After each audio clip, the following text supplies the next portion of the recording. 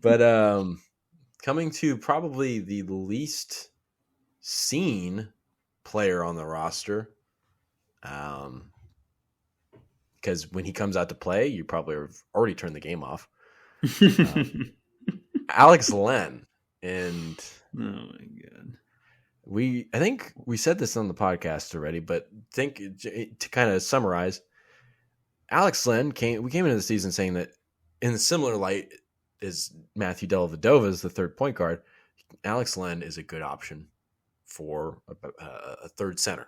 It's a spot in the spot on the roster rather, where you're not going to see a lot of minutes, hopefully, because that would mean health issues for other guys.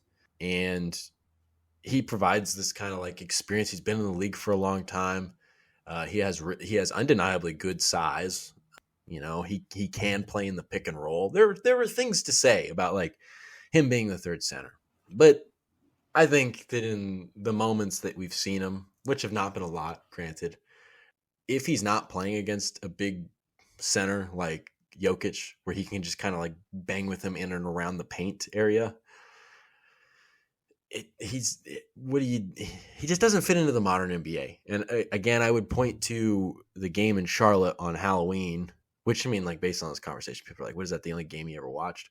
But I just remember it's a great example. It just happens to be another great example for Alex Len. You could see that he lacked speed. If he got switched off onto somebody in some situation, he gave you no chance. You know, the Kings try not to play so much when Sabonis is out there. They try not to get Sabonis to switch as much.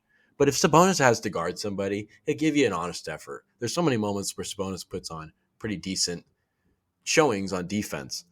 You could maybe say the same thing about Metu. I mean, Metu's switchability is pretty decent. I mean, that's one of the things, his versatility kind of makes him an interesting player at the backup five.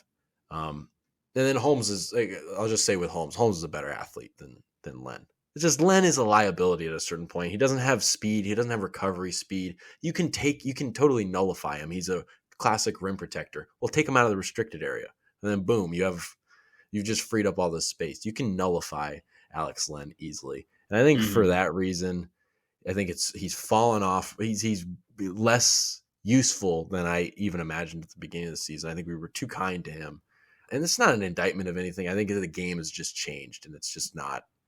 It's not a 7-footers, a big towers, NBA anymore. I don't know if he's going to get signed anywhere else after this season. I think he'll probably be. I would be surprised if he did. Maybe that's kind of a kick in the balls at the end there, but that's why I would say he gets a D+, which maybe, I don't know. What do you think? I mean, we were kind of talking before, or was it on this podcast? I think so. This is a long one. Yeah. And I was kind of like, like he deserves higher. I almost want to push for incomplete for him, like Edwards, just because, dude's not really given a chance. I personally thought he did okay versus Jokic. He fouled a little much, but I mean, it's also Jokic, It's like, here you go. Like, here's your first action in a month after being ill. Like, go up against a 2-time MVP, back-to-back MVP, reigning. So, and I personally thought he did well. I was kind of confused why he didn't play as much. They kind of pulled him. Even though he had foul trouble, he never came back in with fouls to give. And he was just set up to fail in Mike Brown's system. And I wouldn't say it's his fault, but at the same time, it kind of is. He's just, like you said, he's not a player in the modern NBA anymore. And I don't know if he's going to get picked up either.